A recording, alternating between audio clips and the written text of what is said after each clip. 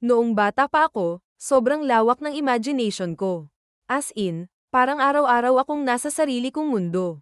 Ang totoo niyan, maladaptive daydreaming na yata yung ginagawa ko noon kasi feeling ko sobrang lonely ko. Ngayon, 16 na ako. May mga kaibigan na. May jowa pa nga ako eh. So parang wala na dapat dahilan para makaramdam ng pag-iisa, di ba?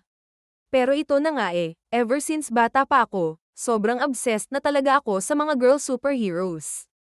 Hanggang ngayon, ganun pa rin. No joke, gusto ko talagang maging isa. Noon, nagde-daydream ako ng sarili kong team, ginagaya ko yung mga galaw ng bidang babae sa TV, pati costume design ginagawa ko para sa sarili ko. At eto na yung pinaka-cringe part, hanggang ngayon, hindi pa rin ako tumigil. Minsan nahuhuli ko sarili kong ini-imagine pa rin yung transformation sequence ko. Nagde-design pa rin ako ng mga outfit, just in case kailanganin ko in the future. I still imagine fighting crime in fashionable boots and pastel-colored skirts kasama ng team ko. Alam ko naman childish na to. Parang, girl, magising ka na nga sa realidad. Pero at the same time, ayokong bitawan.